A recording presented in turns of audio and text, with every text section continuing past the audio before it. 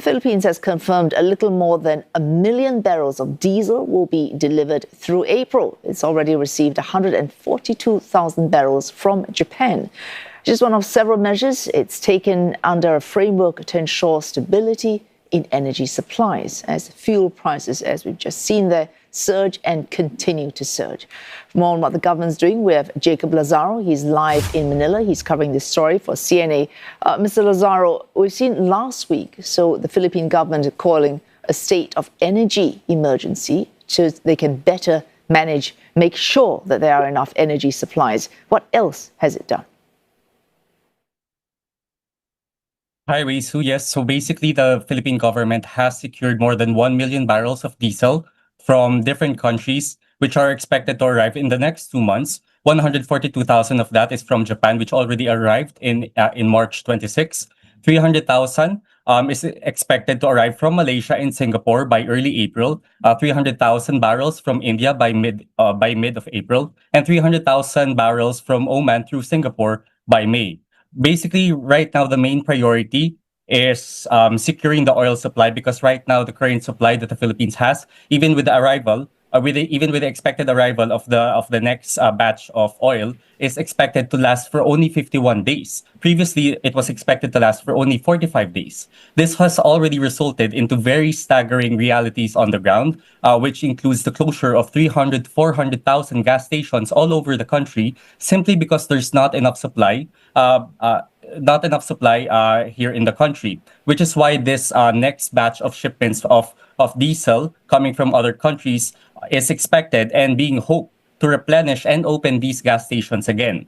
Currently, the government is in talks with neighboring countries like Brunei, but they are also eyeing to have negotiations for oil deals with Australia, Canada, the US, Colombia, and Argentina to get more energy supply.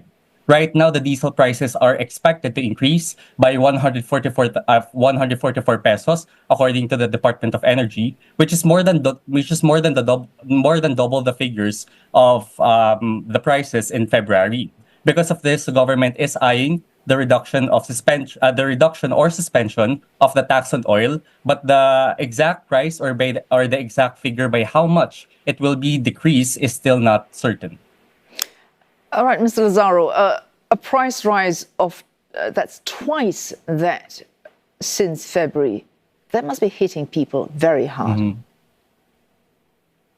Yes, it is actually. And you know what? As a country that depends on the Persian Gulf for the overwhelming majority of its oil supply, it has really resulted in very sad realities, especially for the public utility drivers or the jeepney drivers here in the Philippines, where the current oil prices, their main conflict is that they're not making enough profit. It's that because the prices are so high, they're actually spending more than they're earning, and thus it's risking their day-to-day lives, what they're going to feed to themselves and their families. That's why several of the transport groups, the driver groups, they're already holding strikes, which is resulting to not enough public utility vehicles for the communities, which is then resulting to commuters going to the train lines and flooding that, which is making it more compact, making them wait in lines for like hours before they could even ride the train.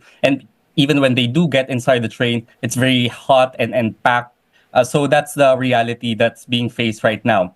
So aside from that, to help these affected sectors, especially the drivers, private individuals and organizations are actually organizing community pantries, which are basically stalls being set up by private individuals in roadside that are filled with eggs, canned goods, vegetables that these drivers can go to, and so they can get something to cook with for their families, at least for that day. So it's these little efforts that are popping up all over the country, which actually started during the COVID-19 pandemic, and it's really resurfacing now.